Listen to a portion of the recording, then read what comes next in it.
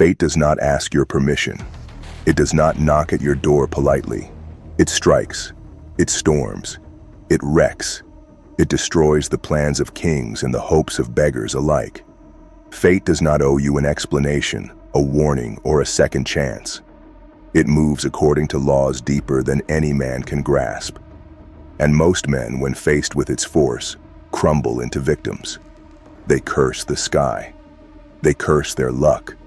They fall to their knees and wail for mercy, as if the universe could be guilt-tripped into changing its course. But Marcus Aurelius knew the deeper law. He understood the savage truth. Fate is not your enemy. Fate is your arena. Accept whatever comes to you woven in the pattern of your destiny, for what could more aptly fit your needs. The blows you take, the betrayals you endure, the deaths you mourn, they are not random punishments. They are tests. They are materials. They are the forge fires through which the gods harden those they would see crowned. You must accept fate, but you must never bow to it. Acceptance is not surrender. Acceptance is understanding that the terrain of battle is not yours to choose, but the strength you bring into the battle is yours alone to command. The weather may rage, the world may break, but the spirit inside you stands untouched, if you command it. Most men think acceptance means passivity, that if life throws ruin at them, they must simply curl up and take it. They mistake stoic endurance for cowardly resignation. They do not understand that true acceptance is not a whimper. It is a war cry.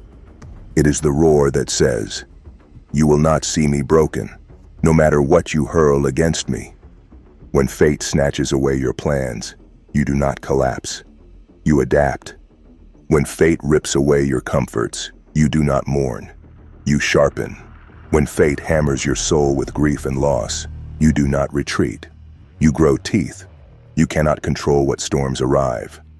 You can only control the fortress you build within yourself before they come, and how you move through the wreckage once they pass. You can rage against the tide, wasting your strength. Or you can plant your flag in the sand and move forward through it like a creature carved from iron and fire. The herd believes in fair play. They believe that if they are good enough, loud enough, noble enough, the universe will favor them. But the universe is not a human court. It is not a democracy. It does not respond to tears or demands. It moves according to its own savage balance. And those who thrive are not the ones who curse its cruelty, but the ones who ride its storms without flinching. When your life burns down around you, you will not beg the ashes for answers. When the people you trusted turn against you, you will not weep for justice. When fortune claws your flesh, you will not whimper. You will forge. Fate is the battlefield. Command is the weapon. You are the general of your own soul. Fate will strike. This is not a question of if, but when.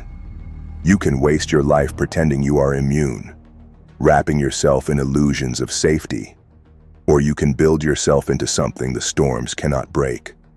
Marcus Aurelius did not waste a heartbeat whining about injustice. He ruled an empire in chaos. He buried children. He faced plagues, betrayal, rebellion. And yet, in the blackest nights of his reign, he did not curse the gods. He tightened his grip on his own mind. That is your duty. You do not control the blows. You control the grip you have on your own soul. Every man thinks he is strong until the world tears into him. It is easy to be proud when the sun shines, easy to be kind when fortune smiles, easy to speak of honor when the waters are calm. But fate does not measure you on sunny days. Fate measures you in fire, in blood, in betrayal, in collapse. And in those moments, the question roars, are you sovereign over yourself? Or are you just another puppet hoping for mercy? You must become the kind of force that does not break, even when everything you have built collapses into dust. You must become the kind of soul that does not demand a lighter burden, but grows stronger shoulders. When grief strikes, you absorb it. When betrayal strikes, you use it. When loss strikes, you rise sharper, colder, more unstoppable than before. The man who commands himself can never be defeated. His plans may fail. His fortunes may crumble. His allies may betray him. But because his sovereignty was never tied to these external things, his spirit remains untouchable. He moves through ruin the way a predator moves through a broken battlefield. Eyes forward, teeth bared, unstoppable. You must harden yourself every day for the strike that will come. You must rehearse death, betrayal, loss, not in fear, but in readiness, so that when fate brings the inevitable blow, you greet it like an old rival, nodding, smiling grimly, raising your shield and your sword with no hesitation. You will not die begging. You will not break blaming. You will not collapse complaining. You will meet your fate like a king meets a worthy opponent, with calm, with cold fury, with an unbreakable will that honors the battlefield by fighting without mercy. Marcus Aurelius reminded himself daily, waste no more time arguing what a good man should be. Be one. Stop waiting for the world to be fair. Stop waiting for life to hand you clean victories. Stop waiting for permission to rise. Build your code. Uphold your code. Die standing if you must, but never kneel. Fate will strip you of things you thought you could not live without. Good. Let it. Let it tear away everything not forged in true strength. Let it purify you by fire until only the unshakable remains. Let it hammer you until you are harder than the world itself. This is the 13th doctrine of Marcus Aurelius. You do not curse your fate. You do not plead for mercy. You do not wait for rescue.